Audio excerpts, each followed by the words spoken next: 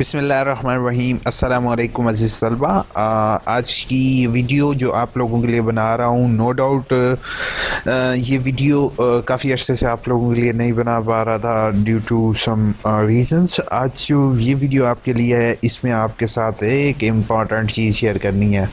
वो मैट्रिक का स्टूडेंट हो, वो बीए का स्टूडेंट हो या एमए एमएससी का हो, ये वीडियो एमए एमएससी से मुताल्लिक बना रहा हूँ। लेकिन अगर आप बीए वगैरह कर रहे हैं तो तब भी आप ये वीडियो ज़रूर देखोगे। एक इशू यूनिवर्सिटी को भी मैंने ये सेंड करना है, बताना है वो इशू क्रिएट कैसे हुआ और अल्टीमेट नुकसान स्टूडेंट का हुआ है। एक स्टूडेंट का नुकसान हुआ है, और एक स्टूडेंट हो या ज़्यादा स्टूडेंट हो, क्योंकि मुझे होपफुल पता है कि ज़्यादा ही स्टूडेंट होंगे, क्योंकि एक स्टूडेंट ने जस्ट मेरे से कॉन्टैक्ट किया है। जैसे कि आप लोग देख रहे हो, sorry record not found in database, please verify you have selected the program correctly, you have entered the roll number correctly. ये दोनों चीज़ें मैंने करेक्टली की हैं, ठीक है। लेकिन हुआ ये है कि ये जो यानी कि रोल नंबर स्लिप जो है इनकी इशू नहीं हुई, और ऑन टाइम जो है मैंने इन्फॉर्म कर दिया था स्टूडेंट को, और स्टूडेंट ने इन्फॉर्म जो है वो ईमेल भी कर दी थी अपनी यूनिवर्सिटी को, लेकिन यूनिवर्सिटी की तरफ से होपफुल कोई रिस्पांस नहीं आया। तो इस चीज़ से मैं बहुत ज़्यादा दुखी हूँ। हेल्प और सपोर्ट के ज़रिए जो मुझे इन्फॉर्मेशन मिली वो सबसे पहले मैं आपके साथ शेयर करता जाऊँगा। जैसे ही स्टूडेंट ने मेरे से कॉन्टैक्ट किया और मैंने ये इशू को देखा, तो मैं जैसे आपको रिज़ल्ट में दिखाता हूँ कि रिज़ल्ट में जो है ये एक पेपर था 5615, ठीक है।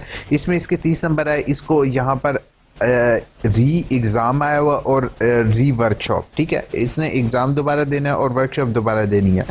अब यही क्या हुआ, ऑटम 20 में क्या हुआ, यही पेपर उन्होंने ऑनलाइन लिए, लेकिन इस स्टूडेंट बेचारे का जो है वो उन्होंने ऑनलाइन में ऐड अप नहीं किया, क्योंकि ये प्रीवियस था, इसका यहाँ पर ऐड अप नहीं हुआ। जैसे कि आप लोग देख रहे हो ऑटम 2020 में। तो गाइज मैंने इसका एलएमएस अकाउंट चेक किया, तो ये पेपर जो है वो एलएमएस में इंक्लूड नहीं हुआ था, और इस पर्सन ने आगे कोई कंप्लेन भी नहीं की, क्योंकि ये दूर दराज इलाकों में रहते हैं कुछ स्टूडेंट जिनको आईटी का इतना नॉलेज नहीं है। तो उसे लगा कि अगली दफ़ा रोल नंबर स्लिप आ जाएगी। अब स्प्रिंग में इसकी रोल नंबर स्लिप इशू नहीं हुई। ऐसे तमाम तलबा जिन लोगों की रोल नंबर स्लिप इस इशू की वजह से नहीं हुई, उन्होंने दरख्वास्त लिखनी है कंट्रोलर एग्जामिनेशन के नाम कि सर मेरा स्प्रिंग में री एग्ज़ाम था, ऑटम में मेरे ऑनलाइन ऐड नहीं हुआ, और अब मुझे स्प्रिंग की रोल नंबर स्लिप इशू नहीं हुई, काइंडली मुझे एक मज़ीद चांस दिया जाए, अदरवाइज़ मेरा पूरा का पूरा साल वेस्ट होने का ख़तरा है। साल वेस्ट होने के साथ आपको 3 से 4 हज़ार रुपया फ़ीस जो पड़ेगी फ्रेश की, वो फ़ीस भी आपको ये आई थिंक सो आपको फ़ीस भी देना पड़ेगी 4 से 5 हज़ार। एक गरीब ना भी कहूँ तो आजकल महंगाई इतनी है कि हर बंदे के लिए 3 से 4 हज़ार भरना जो है वो काफ़ी ज़्यादा डिफ़िकल्ट है। दूसरा असाइनमेंट वगैरह लिखना भी एक दर्द सर होगा उनके लिए।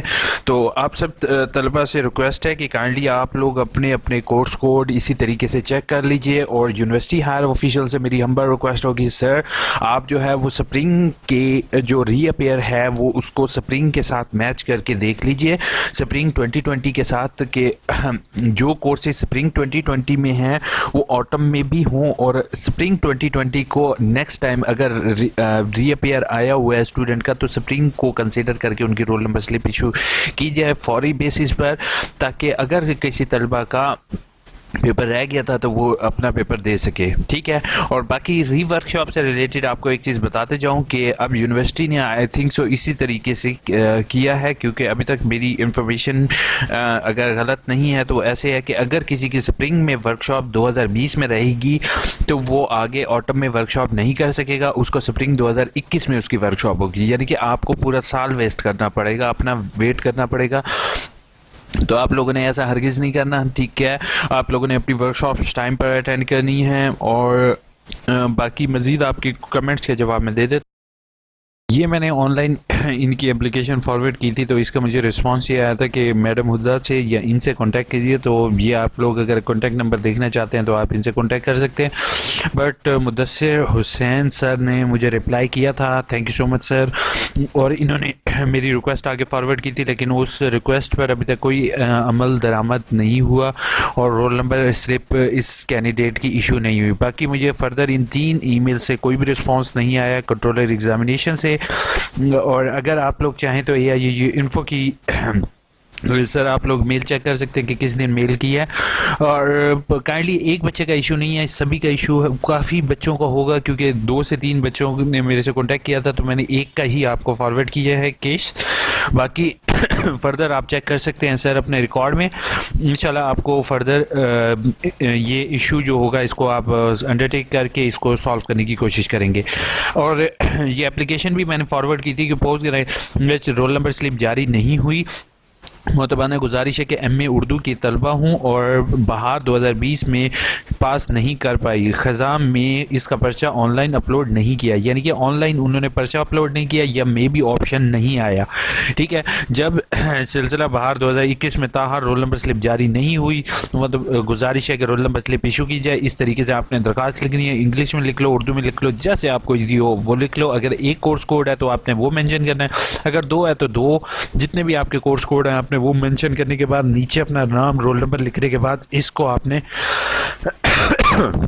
जो कंट्रोलर एग्जामिनेशन डिप्टी कंट्रोलर हैं उनके एड्रेस पर या कंट्रोलर एग्जामिनेशन सर के एड्रेस पर जो है वो आप इसको फॉरवर्ड कीजिएगा, ताकि अगर यूनिवर्सिटी में ऑलरेडी काफ़ी बच्चों का यही इशू है तो वो इसको सॉल्व किया जा सके। दूसरी मेरी हम्बल रिक्वेस्ट होगी सर से कि काइंडली इस चीज़ को जो है सर काइंडली अगर कुछ स्टूडेंट के जैसे अब ये एक दफ़ा ये एग्ज़ाम आया है, दूसरी दफ़ा एग्ज़ाम में इंक्लूड ही नहीं हुआ, तो नेक्स्ट टाइम सर काइंडली कुछ इनको चांस मज़ीद दिया जाए ताकि वो ये जो है वो अपनी डिग्री टाइम पर कंप्लीट कर सकें। अब इल्म की दुनिया ने कहा है ब्रो FSC में 44% है, BA में एडमिशन मिल जाएगा। पहली चीज़ है इल्म की दुनिया, कभी ये गलती नहीं करना 44% हो और BA में आप एडमिशन ले रहे हो, क्योंकि एडमिशन आपको अल्लामा इकबाल ओपन यूनिवर्सिटी दे देगी। लेकिन अगर आप किसी जॉब के लिए जाओगे आपको 45% नंबर आएंगे तो समझो आप फेल हो, कहीं आप अप्लाई नहीं कर सकते हो।